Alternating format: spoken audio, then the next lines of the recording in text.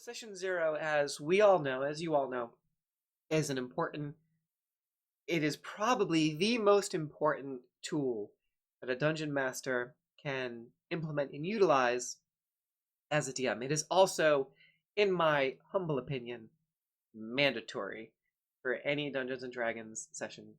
And I can tell you from experience, I have had so many players come and go out of campaigns because of a lack of clarity, a lack of a session zero. And running a long running home game that I hope that will stretch up into level 20, we've had a lot of players come and go. And sometimes I have forgotten to do the new session zero for the new players that are coming in. And most of the time, that leads to disastrous consequence, especially if you are running a morally gray campaign, which I think a lot of us are doing lately. That seems to be, we talk about the temperature of the culture on the Fantastic Universes podcast. We talked about how cultural snapshots can be a reflection, or D&D can be a reflection of the cultural snapshot of the age that we all as DMs and players live in, and about how we talked about fascism and defeating fascism in D&D in an overarching home game story, about how themes of the world that we live in inevitably bleed into D&D. So that being said, it's really, really important to be able to prepare your players for the things that they are going to experience, because a lot of people can be legitimately bothered by some of the content that is presented in a fantasy world that is ripe with violence, tyranny, oppression, war, poverty. It is incredibly important to discuss with your players and set expectations for what they can expect in the story you want to tell. But I think I use my session zeros largely on a one-to-one basis, just to temper my expectations for what each player is creating in terms of the character and the stories they want to tell.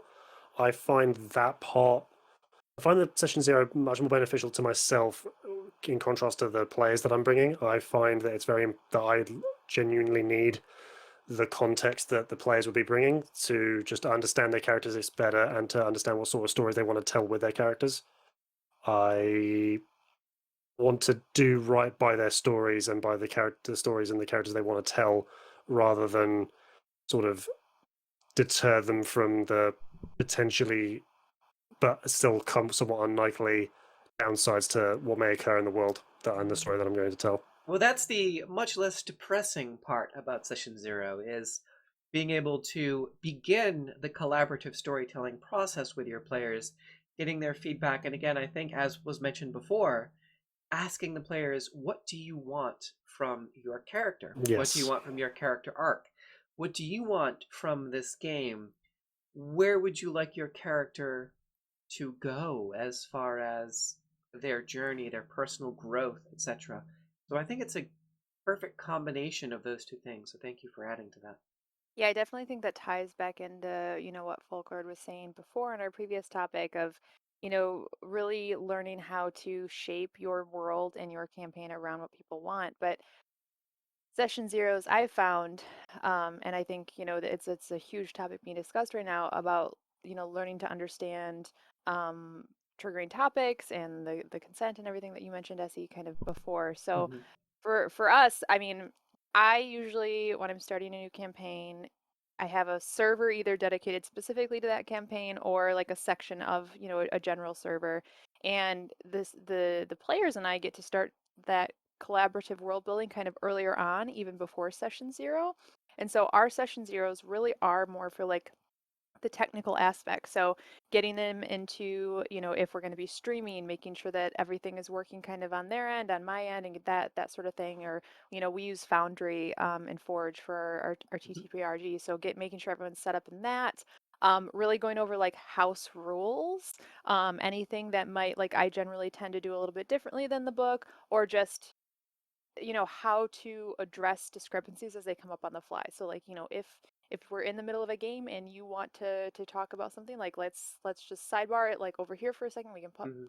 put the game on pause, whatever that might be, and kind of just setting those expectations. But um and same with scheduling. I think it's important in session zeros to kind of talk about, like, life happens. Life is always going to come first. That's obviously a priority.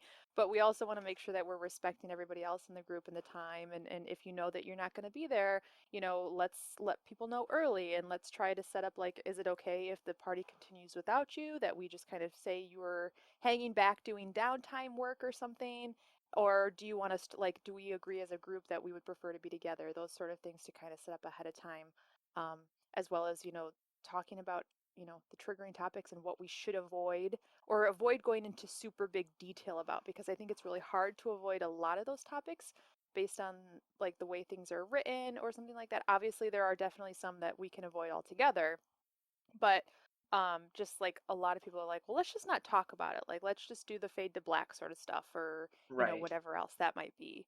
Um, is kind of Romance is a big a one. big part of, yeah. I Rom- think the important part about Mhm. triggering topics is to realize that some people might be uncomfortable even answering your questions in Right. front of Mm, other people. Like, are you okay with that? And they're like, I don't want Right. to be the one that not okay with it. So I think it's important to actually then approach people in private Hmm. and tell them, Yeah. okay, I'm not gonna tell anybody. So, like, what's your like graphic? Like, I'm running a Song of Ice and Fire campaign. There's gonna be rape or something, because war. Are you okay with that?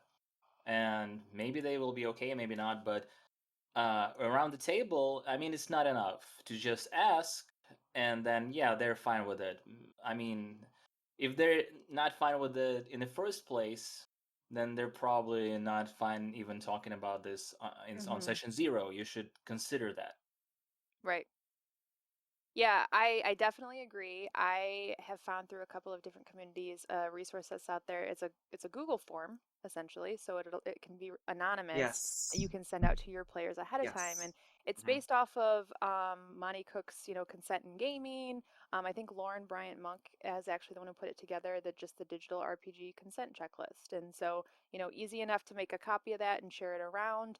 The great thing about it is that it can be used, like, not just at session zero, but if you're a couple of things in and something comes up and someone's like, oh, I didn't realize I was uncomfortable about that, but I'm kind of uncomfortable now. Let me Sure. just submit this. You'll get an email, and then you'll know, not necessarily that person, unless they agree to provide their information, but that someone would prefer that not be a thread of the story that we continue down, or, Oh, that's cool. Yeah, yeah. exactly. And that will be something, that checklist, there's a few different checklists, but Yep. if anyone has their preferred checklist or consent form, if you want to send that to me, I can put that in the description of the video. So we have a couple of different options as far as our consent forms. And I've heard about the Monty Cook Games one as well.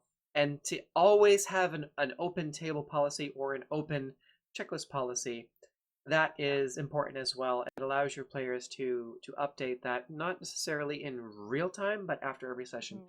There is also another useful tool that I had discovered on TikTok, and it is using the stoplight, the traffic light system, Oh yeah. Yeah. with a Heard about that. green. Yeah, so you have green cards, yellow cards, and red cards. So if there is a challenging topic that comes up, it might be helpful for some of the players to hold up the green card. If people are flashing green cards, it's all optional.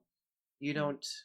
Green card just means go. It's green light, go. So if you, as the DM, stop and say, oh, wow, that was a really heavy moment that we had, and you're looking around at your table, digitally or otherwise, and you see the green cards, you're like, okay. So even though maybe I, as the DM, thought that was heavy, all the players seem to be in agreement. If someone holds up a yellow light, that is your cue to, okay, I need to slow down and maybe start the process of reversing course. That is probably going to be the most common.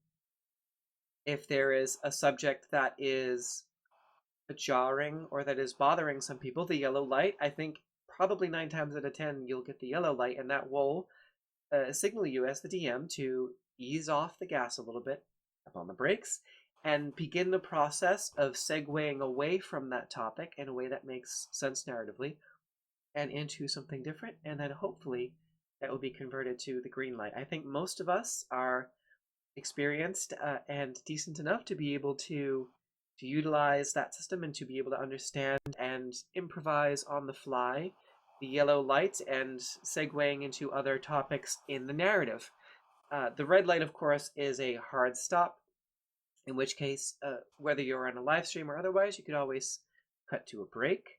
You could cut to a pause. You can take more than one break if you're doing an actual play live stream.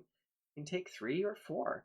It doesn't really matter how many breaks you take, especially if it's someone is being legitimately triggered by something. But the physical consent forms are an excellent resource, so thank you for bringing that up as well. I'm going to hand it back to all of you to give additional thoughts. I suppose discussing everyone's soft and hard limits, and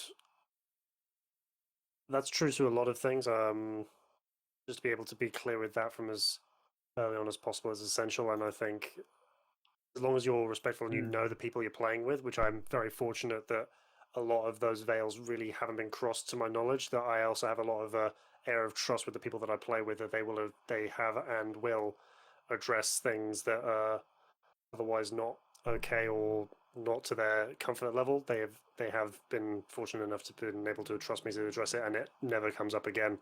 I know that there have been times when games have veered towards particularly dark topics. For some of the live play stuff that I've done with my people at No Ordinary Heroes, my friends at No Ordinary Heroes, I've ended the session. Things have been okay with the players, but then I went to an aside, took my phone and recorded a little. Hello, viewers. I'm Ray, the Tinker, Dungeon Master here. Just a quick PSA about today's episode. It features all of this trigger warning stuff here. It was a single incident. It didn't really affect the story. It was done off screen, handled tastefully, and it's just a thing that happened naturally within the narrative. I hope this doesn't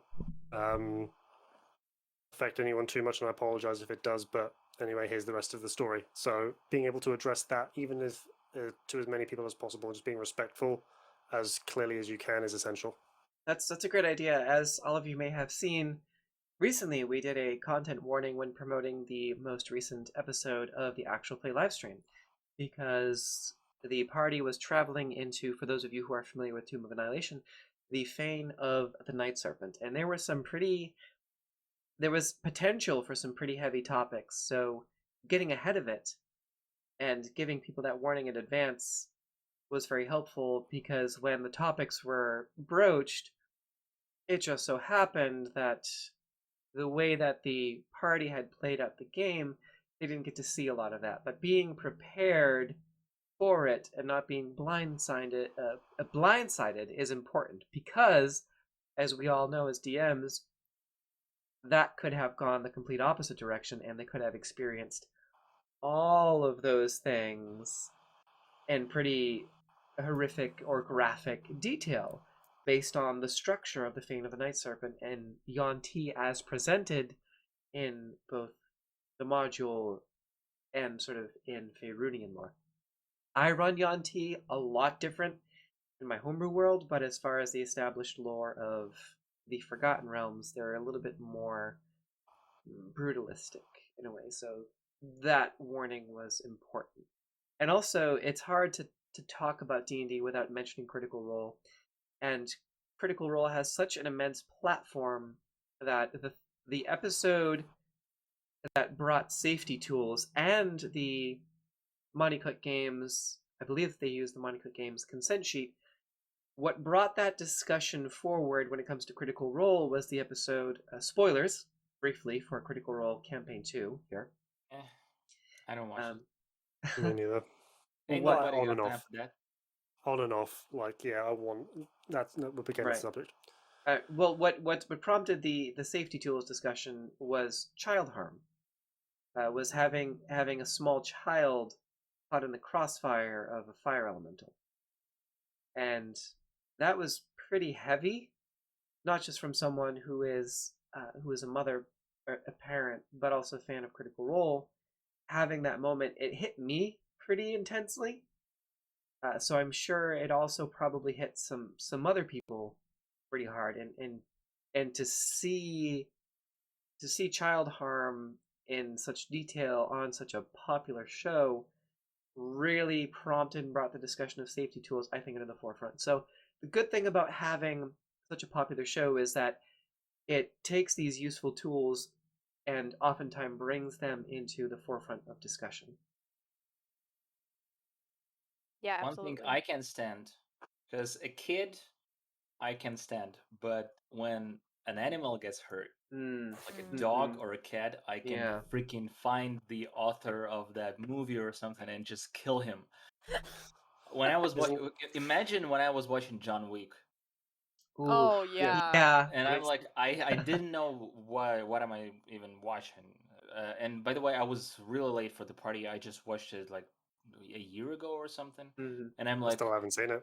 if still haven't seen somebody it. I haven't seen does the whole thing either, but I something, know. oh, okay. No, No, we I all know. know. Yeah, we all know the Everybody, Yeah. premise. everybody knows at this point. Oh, Everybody okay, knows. right. It's one of So the reasons I yeah, haven't they watched show it, a though. dog, and I'm like, oh, it's gonna be a story about a guy and his dog. And Well, then kind Yep. of they is. start, they break into his house, and I'm like, you better not. And then they do, and I'm like, I mean, Yeah. Damn it. that just, I mean, like on a unrelated but still related to what we're currently talking about topic. That's why there's a website called doesthedogdie.com where it literally just breaks down does the pet make it through the movie. But then again, that kind of like trauma and abuse is still something that a lot of audiences aren't comfortable with, even in like T15, 18 plus rated R movies. They there needs to be like some level of care and attention to how that stuff is portrayed in every piece of media. But the benefit of us being collaborative storytellers is that we get to choose when those come up, not just to say whether it fits the tone of the story we're telling, but also whether or not it's something everyone that's appreciating and experiencing the story is okay with. We get to cherry pick those based on everybody's comfort level and the story we want to tell. So even if it makes sense in the context of what's happening, we can still shy away from it because some circumstances might get in the way, but still we want to try and keep everyone that we're telling the story with as comfortable and as safe and as like together as possible. also, it's like in John Wick, it's a pretty strong narrative tool because now you fucking hate the guy. I'm sorry. Yeah. Are we allowed to Yeah, to that's swear? fine. And I mean, that's it. You're set for the entire movie. Everything John Wick does is justified now because he harmed the dog. Mhm. But it also kind of it kind of feels like cheating. Like, yeah, of course, it will work, But at the same time, I love drama, so I love when I cry reading books and watching movies. That's why my players know that I like killing important NPCs in my games. And there were times they were threatening me, like if you touch Rodriguez, there was there was a partner of a player cop in my Cyberpunk game. They actually threatened me, if something happens to her, we will tie you and beat you down. And I I'm like, shouldn't laugh at that. Jesus. Like they felt something because I was gonna kill her. But yeah. Yeah, I like to your point, Folkard, about it like being a dramatic point. Like it got us involved, and so I think as DMs, when we are crafting ways to keep our players interested, to keep them motivated to move forward, it oftentimes can be those really challenging topics that are tempting to use. And by using session zeros, by having that communication about what players are okay with, what they just want a warning about, like maybe it's like, I don't care if we talk about it, can you just let me know, give me a heads up so that I know it's coming, that sort of thing. It at least lets us know like there are tropes, there are things that we could lean into if we wanted to carry that through.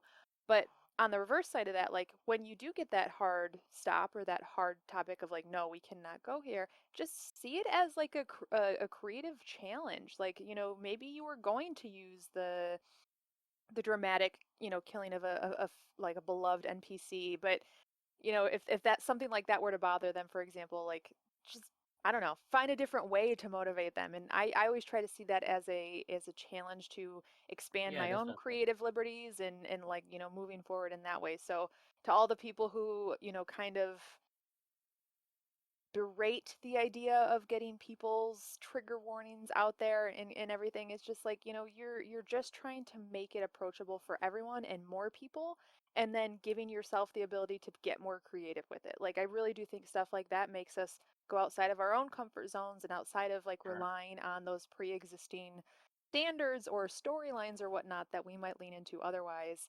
that are done in all sorts of media, because we love drawing inspo from media. That's, Yeah. a huge thing about what we do. But um, having those warnings, I think, really helps to make us go outside of them and find something that's more fitting for our story and the players involved. That's so true. Because, sorry, there's a plot thread coming up with the in-person game that I play with the ladies at Ordinary Heroes. It's not going to be an ongoing arc coming in quite some time, but it's still a very key, crucial moment. And I won't go into details because I know that the ladies will probably listen to this or watch this back, and I don't want to give them any spoilers. But there will be a particularly big uh, tipping point that will create a great bit of drama in the ongoing story that will involve very closely playing to one of the player characters under duress, using something that's very close to the actual player of that character's very personal phobia that I would know never to dabble with. But the need to create and to think of another way around it has genuinely prompted me to come up with the idea of being able to still create the shocking visual without playing into the specificity of the phobia.